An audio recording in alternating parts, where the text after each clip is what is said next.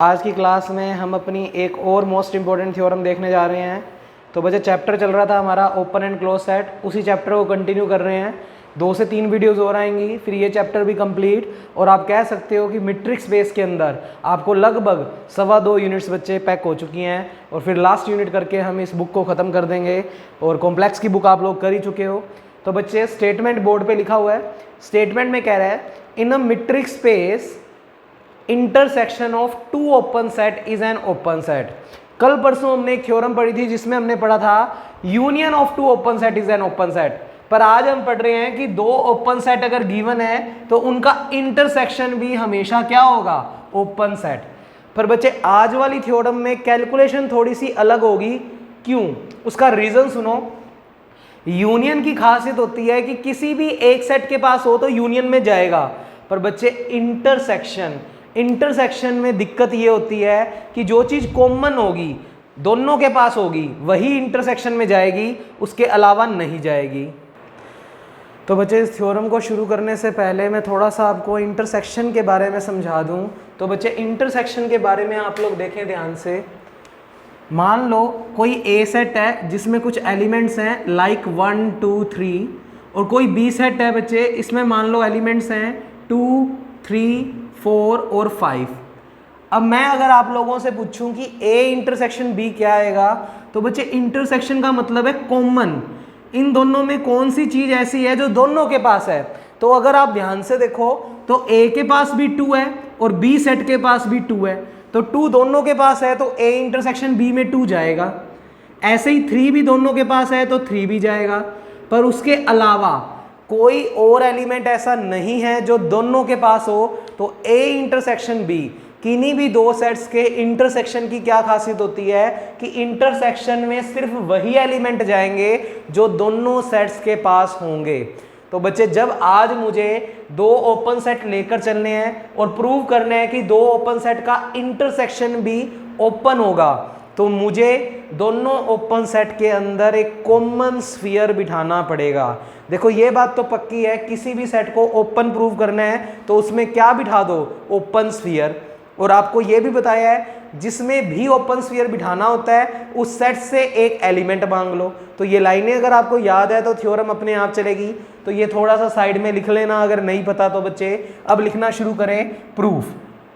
इसी के जैसे एक थ्योरम हो रहा है तो मैं थोड़ा सा भिड़ा भिड़ा लिखूंगा बच्चे, जिससे चेंजेस इसी में कर देंगे। तो सबसे पहले तो लिखेंगे let x, d be a metric space. Question में x, d एक मैट्रिक स्पेस है। ms का मतलब मैट्रिक स्पेस, इसका मतलब चारों प्रॉपर्टी मैट्रिक स्पेस की सेटिस्फाई हो रही है। अच्छा, कितने ओपन सेट लेकर चलने हैं? 2। देखो क्लोज को हमने h1 h2 से लिखा था और ओपन को याद करो हमने g1 g2 से लिखा था। तो हमने 2 ओपन सेट ले लिए। क्या लिखा? Let g1 and g2 are 2 open sets. ये हम 2 ओपन सेट लेकर चले हैं। प्रूव क्या करने हैं? इंटरसेक्शन भी ओपन हो। तो 2 प्रूव में लिखेंगे in a metric space intersection of 2 open set is an open set. Prove करना है कि 2 ओपन सेट्स का इंटरसेक्शन भी क्या होगा, ओपन सेट होगा। इसको अगर मैथमेटिकल टर्म्स में लिखें तो इसका मतलब हमें क्या प्रूव करना है? That means to prove. बच्चे 2 ओपन सेट्स के नाम क्या हैं? g1 और g2, और इनके बीच में साइन कौन सा लगाना है? इंटरसेक्शन। हमें इस चीज को प्रूव करना है कि वो क्या बन जाए, ओपन सेट। और हमने थोड़े दिन पहले पढ़ा था जिस भी सेट को ओपन सेट प्रूव करना है उसमें एक ओपन स्फीयर बिठाना होगा। तो अगर मुझे इस चीज को ओपन सेट प्रूव करना है तो इसमें एक ओपन स्फीयर बिठाना होगा। That means Sx, R, x जहां पर सेंटर है और r जहां पर रेडियस है। ये ओपन स्फीयर मुझे इसमें बिठाना होगा। किसमें? g1 intersection g2। अगर ये ओपन स्फीयर इसमें बैठ गया, कोई भी एक ओपन स्फीयर इसमें बैठ गया, तो ये पूरी चीज क्या प्रूव हो जाएगी, ओपन सेट। थ्योरम खत्म हो जाएगी बच्चे। और ना तुम अपने नोट्स में लिख लिया करो x किसको रिप्रेजेंट कर रहा है, सेंटर, और बच्चे r किसको रिप्रेजेंट कर रहा है, रेडियस। अब बच्चे यूनियन की तरह सिंपल थ्योरम नहीं है, इंटरसेक्शन है। और इंटरसेक्शन की खासियत हमने देखी है कि इंटरसेक्शन में सिर्फ कॉमन वाली चीज जाएगी, यानी 2 अगर ए के पास है, 2 अगर बी के पास है तो ही 2a इंटरसेक्शन बी में जाएगा, उस अदरवाइज नहीं जाएगा। तो हमें कॉमन चीज लेकर आनी पड़ेगी। तो बच्चे मैंने कल परसों भी आपको बताया था, जिस सेट को ओपन सेट प्रूव करना है उसमें बस क्या बिठा दो, ओपन स्फीयर। और उसके लिए एक लाइन याद रखनी है कि जो सेंटर आप लेकर चल रहे हो वही वाला पॉइंट हमेशा जिस चीज़ को ओपन सेट प्रूव करना है उससे मांग लो, थ्योरम अपने आप चल पड़ेगी। देख लेना अपने नोट्स में, यूनियन ऑफ 2 ओपन सेट में भी मैं G1 यूनियन G2 से जो भी मैंने सेंटर माना था वो वाला एलिमेंट मांग कर चला था। तो अब फिर बच्चे जिसको ओपन सेट प्रूव करना है उससे एक एलिमेंट मांग लो, और वो एलिमेंट मांगना भी कौन सा है, जो ओपन स्फीयर हम बिठाने जा रहे हैं उसका सेंटर पॉइंट। तो इसका सेंटर पॉइंट कौन है, x, तो इससे मांग लो। तो बस शुरुआत यहीं से होगी बच्चे। जिन बच्चों को ये लाइनें याद रह गई, थ्योरम आगे वाली तो अपने आप चलेगी। तो हमने इससे मांग लिया बच्चे x नाम का एलिमेंट। अब एग्जाम्पल तुम्हारे सामने लिखा हुआ है, अगर 2 इसके अंदर है तो 2 ए के पास भी है और 2 बी के पास भी है। एंड सॉरी और नहीं, इंटरसेक्शन के अंदर एंड वर्ड का यूज होता है। अगर x नाम का बंदा G1 इंटरसेक्शन G2 में है, अगर 2 नाम का बंदा A इंटरसेक्शन B में है, तो 2 पक्की बात है A के पास भी होगा और 2 पक्की बात है B के पास भी होगा। एंड वर्ड का यूज कर रहे हैं यहाँ पर। तो यहाँ से क्या लिखेंगे, इस लाइन से लिख सकते हो, तो पक्की बात है x G1 में भी होगा, और यहाँ पर और वर्ड ना लगाकर एंड वर्ड लगाओगे। यूनियन में आइदर और लगाते हैं, पर इंटरसेक्शन में एंड वर्ड। बच्चे इन सब चीज़ों के मीनिंग होते हैं जो हम छोड़ देते हैं। हम सोचते हैं ये तो कुछ भी लिख दो, कुछ नहीं बच्चे। इसका मतलब है कि x G1 में भी है और x पक्की बात है G2 में भी है। तो यहाँ से क्या लिखोगे, x पक्की बात है G2 में भी है। अब पहले ये वाला हिस्सा बुला लेते हैं। तो क्या लिखा, इफ क्यों, x होगा ही होगा G1 में। तो हमने लिखा क्योंकि x किस में है, G1 में। और क्वेश्चन में G1 को पढ़ो, क्या दिया हुआ है, ओपन सेट। तो क्या लिखेंगे, G1 is an open set. और अगर G1 बच्चे ओपन सेट है तो पक्की बात है x को सेंटर मानकर किसी रेडियस का खींचा गया ओपन स्फीयर G1 के पास होगा ही होगा, क्योंकि अगर कोई चीज ओपन सेट है तो उसमें कम से कम एक ओपन स्फीयर जरूर होगा। तो आप लिख सकते हो कि G1 एक ओपन सेट गिवन है, तो पक्की बात है x को सेंटर मानकर किसी भी रेडियस का एक ओपन स्फीयर G1 में होगा ही होगा। इक्वेशन नंबर 1, जहां पर आप अपनी तरफ से बोल दोगे कि R1 रेडियस किससे बड़ी है, 0 से, क्योंकि अब की बार ओपन सेट गिवन है तो उसमें एक ओपन स्फीयर तो होगा। मुझे नहीं पता रेडियस का नाम क्या होगा, तो मैंने R1 रख दिया।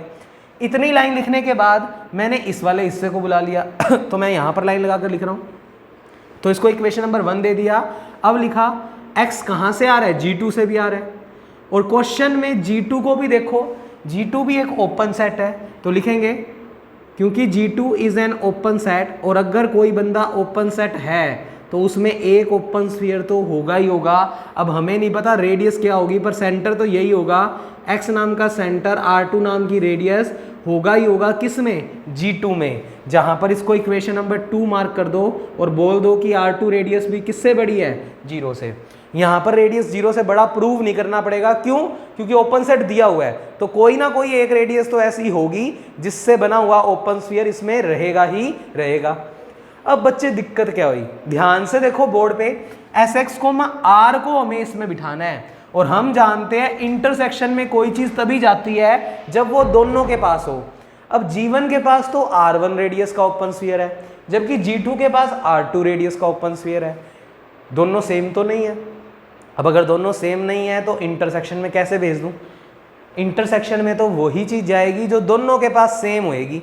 जैसे 2 है वो A के पास भी है और B के पास भी है, तो 2 को A इंटरसेक्शन B में भेज सकते हैं। अब ये तो कुछ और सेट है, ये कुछ और सेट है, और ये कह नहीं सकते श्योरली कि G1 इंटरसेक्शन G2 में जाएगा। जैसे 4 को नहीं बोल सकते कि वो A इंटरसेक्शन B में जाएगा या नहीं जाएगा, क्योंकि 4 जो है वो B के पास तो है पर A के पास नहीं है, तो इंटरसेक्शन में नहीं जाएगा। तो ये ना डिफरेंट दिख रहे हैं। अब इनको सेम बनाना पड़ेगा। सेम कैसे बनाएंगे, देखो हमें नहीं पता R1 रेडियस 5 है, 6 है, 7 मीटर है, कितनी है पता नहीं। R2 रेडियस के बारे में भी नहीं पता, 1 है, 2 है, 7 है, 8 है या सेम है, हो सकता है R1 R2 सेम भी हो। तो बच्चे यहाँ पर अपने को अलग से केस बनाना पड़ेगा। तो ये थ्योरम इसलिए थोड़ी सी हटकर है क्योंकि इसमें यूनियन की तरह काम नहीं कर सकते, इंटरसेक्शन है, इसलिए कुछ हटकर कैलकुलेशन करनी पड़ेगी। तो यहाँ के बाद आप केस बनाएंगे। केस क्या बनाएंगे, एक नया फंक्शन रेडियस का डिफाइन करेंगे, मिनिमम ऑफ R1 R2। हमें R1 R2 के बारे में कुछ नहीं पता, हमने एक R नाम की रेडियस डिफाइन की और बोल दिया कि R1 R2 में से जो रेडियस सबसे मिनिमम होगी यानी छोटी होगी उसका नाम हम R रख देंगे। अब हमें तो पता ही नहीं R1 और R2 की वैल्यू क्या क्या है, तो यहाँ से दो केस बनाने पड़ेंगे। केस फर्स्ट में क्या बनाओगे कि अगर R1 की वैल्यू मान लेते हैं किससे छोटी है, R2। भाई मुझे नहीं पता इन दोनों में से कौन सी रेडियस बड़ी है कौन सी छोटी है, तो दो केस बनाए। पहले केस में मान लिया कि R1 रेडियस शायद R2 से क्या है, छोटी। अगर R1 रेडियस को छोटा मानते हो R2 से, तो R1 और R2 में फिलहाल कौन छोटा दिख रहा है, R1। और ये कहता है जो R1 R2 में छोटा होगा उसका नाम अब R रख दो, उसका नाम अब क्या रख दो, R रख दो। तो R1 R2 में हमने किसको छोटा माना है, R1 को, तो इस R1 का नाम क्या रख दोगे, R रख दोगे। तो क्या लिखोगे, फ्रॉम इक्वेशन 1, नाम चेंज हो जाएंगे R1 के क्योंकि R1 R2 में R1 छोटा मानकर चले हैं और जो इन दोनों में छोटा उसका नाम अब R रखोगे। तो R1 R2 में R1 छोटा मानकर चले हैं तो R1 का नाम अब चेंज होकर क्या हो जाएगा, R। तो यहाँ पर रख देंगे R। तो देखो क्या बनेगा, Sx, R contain in G1 और इसको मार्क कर दिया इक्वेशन नंबर 3। ऐसे ही केस सेकंड भी तो हो सकता है। केस सेकंड क्या होगा, सुने ध्यान से। मैंने R1 को छोटा माना है, कोई बच्चा कहेगा R2 भी तो छोटा हो सकता है, तो बिल्कुल हो सकता है, हमें तो पता ही नहीं कौन छोटा होगा। अगर R2 को छोटा मानकर चलते हैं तो बच्चे R1 R2 में R2 को अगर छोटा मानोगे तो R2 का नाम R रखा जाएगा। तो इक्वेशन नंबर 2 से फ्रॉम 2 R2 का नाम चेंज करके क्या लिख दोगे, R, X R contain in G2। Equation number इसको बोल दोगे बच्चे 4। थोड़ा सा हिंट के रूप में लिख लेना, हमने R2 की जगह फिर क्या रख दिया, R। और यहाँ पर हिंट के रूप में लिख लेना, हमने R1 की जगह बच्चे क्या रख दिया, R, क्योंकि छोटा हमने उस केस में इसको माना था। अब इक्वेशन नंबर 3 और 4 से ध्यान से देखो, सेम चीज बन चुकी है। 3 और 4 से देखो, Sx, R G1 के पास भी है, Sx, R G2 के पास भी है। जैसे मैं तुम्हें कहूँ दो जो है वो A के पास भी है और B के पास भी है, तो दो A इंटरसेक्शन B में जाएगा। अब यही चीज G1 के पास, यही चीज G2 के पास, तो पक्की बात है ये चीज इन दोनों के इंटरसेक्शन में भी जाएगी। तो यहाँ से लिख सकते हो Sx, R पक्की बात है किस में जाएगा, G1 इंटरसेक्शन G2, क्योंकि जो चीज़ सेम दोनों के पास है वो इंटरसेक्शन में भी होगी ही होगी। और अगर एक ओपन स्फीयर इसमें बैठ गया तो बच्चे, जब एक ओपन स्फीयर इसमें बैठ गया, यही तो बिठाना था, तो बच्चे ये चीज़ क्या प्रूव हो गई, ओपन सेट। तो क्या लिखोगे, so G1 intersection G2 is an open set. और नीचे आप अपनी एक लाइन खुद लिख दोगे, that means intersection of two open set is always an open set. तो आप लोग पॉज करके इसको फटाफट से नोट करो, मैं इसी में ही नेक्स्ट थ्योरम करवा रहा हूं। तो आप लोगों को कुछ नहीं करना, जैसे हमने एक आर्बिट्रेरी यूनियन वाली थ्योरम की थी वैसे ही हम एक आर्बिट्रेरी इंटरसेक्शन वाली थ्योरम कर रहे हैं। तो इसमें बस डॉट डॉट लगाकर हमें GN तक लिखना है। तो बच्चे फटाफट से आप पॉज करके इसको नोट कर लो, मैं इसी के अंदर आपको नेक्स्ट थ्योरम इंक्लूड करवा रहा हूँ। तो ध्यान से देखें स्टेटमेंट बच्चे, अब हमने स्टेटमेंट चेंज कर दिया, in a metric space arbitrary collection of intersection. देखो यहाँ पर, यहाँ से मैं स्टेटमेंट हटा रहा हूँ थोड़ा सा, तो देखो क्या, in a metric space arbitrary collection of intersection of open sets, intersection of open set is an open set। मतलब अब की बार सिर्फ दो ओपन सेट नहीं, अगर कई सारे ओपन सेट्स हैं तो उनका भी इंटरसेक्शन हमेशा क्या होता है, एक ओपन सेट होता है। तो इसको कैसे प्रूव करेंगे, देखो बच्चे सेम थ्योरम, इसीलिए इसको लिखा रहने दिया। बस अब चेंज क्या कर दोगे, x, D एक मीट्रिक स्पेस है, arbitrary collection of open sets यानी कई सारे ओपन सेट। तो यहाँ पर बस G1 एंड G2 नहीं लिखोगे, यहाँ पर लिखोगे G1 G2 up to Gn, ये सारे के सारे आपको क्या दिए हुए हैं, ओपन सेट्स, कई सारे दिए हुए हैं। अब इन अ मीट्रिक स्पेस वही लाइन लिख देना। तो यहाँ से मैं ये हटा रहा हूँ बच्चे, क्या लिख रहा हूँ, आर्बिट्रेरी, थोड़ा सा विड़ा लिख रहा हूँ, तुम देख के ऊपर से लिख देना, कलेक्शन ऑफ इंटरसेक्शन ऑफ, तो यही वाली लाइन लिखनी है बच्चे, open set is on open set. That means क्या प्रूव करना है, G1 intersection G2 up to intersection Gn Bn open set. तो हमें अब इतने सारे इंटरसेक्शन को ओपन सेट प्रूव करना है, और जिस भी सेट को ओपन सेट प्रूव करना है उसमें क्या बिठाना होता है, ओपन स्फीयर। तो बस यहाँ पर डॉट डॉट करके इंटरसेक्शन क्या लगा दोगे साथ में, Gn। अब जिसको भी अपने को ओपन सेट प्रूव करना होता है उससे एक एलिमेंट मांग लो। तो इस पूरे से हमने ये x नाम का एलिमेंट मांग लिया, किससे, इतने बड़े सेट से। अब इंटरसेक्शन की खासियत, अगर ये इस सब में है तो इसका मतलब ये सब के पास अलग अलग होगा। तो x G1 के पास भी, G2 के पास भी, और करते करते एंड x Gn के पास भी होगा। फिर पहला केस तुमने यही बुलाया, फिर G1 एक ओपन सेट है ही तो उसमें एक ओपन स्फीयर होगा ही होगा। और फिर बच्चे इतनी करके इक्वेशन नंबर 1 ये कर दोगे, इक्वेशन नंबर 2, और लास्ट इसके लिए और बना दोगे। तो मैं यहाँ पर लिख रहा हूँ कि अगर x को Gn का लेकर चले हैं, और Gn क्वेश्चन में वो भी क्या है बच्चे, open set is an open set, तो यही थ्योरम लिखनी है पूरी की पूरी। और अगर Gn ओपन सेट है तो उसमें भी एक ओपन स्फीयर होगा ही होगा। तो हमने बोल दिया Sx, Rn नाम का बंदा, तो देखो ध्यान से, ये थोड़ा सा मैं बिड़ा करके लिख रहा हूँ, Sx, Rn नाम का बंदा Gn में होगा ही होगा। इक्वेशन नंबर दे दिया इसको n, जहाँ पर Rn ग्रेटर देन क्या लेकर चले हैं, 0। फिर बच्चे यहाँ पर जो केस बनाएंगे वो लिखेंगे minimum of R1 R2 up to कितनी रेडियस है अब की बार, Rn। फिर पहला केस बुलाएंगे, अगर R1 को छोटा मान लें, R2 अप टू Rn तक, इन सब रेडियसों में सबसे छोटा R1 को मान लिया, तो R1 की जगह क्या नाम रख सकते हैं, R। ऐसे ही जब R2 को छोटा मान लिया, किन से, R1 R3 up to Rn। और ऐसे ही लास्ट केस n बनाओगे, तो वो मैं यहाँ लिख देता हूँ, case number n number case में बनाओगे बच्चे, अगर हम मान लें Rn जो है वो सबसे छोटा है, R1 R2 up to Rn-1, यानी जितनी भी रेडियस है उनमें सबसे छोटी रेडियस Rn को मान लें। तो आप इस वाली इक्वेशन n में, फ्रॉम इक्वेशन n, तो n केस है तो nth नंबर इक्वेशन, Rn की जगह r रख सकते हो, तो Sx, R contain in Gn, equation number इसको n दे दो।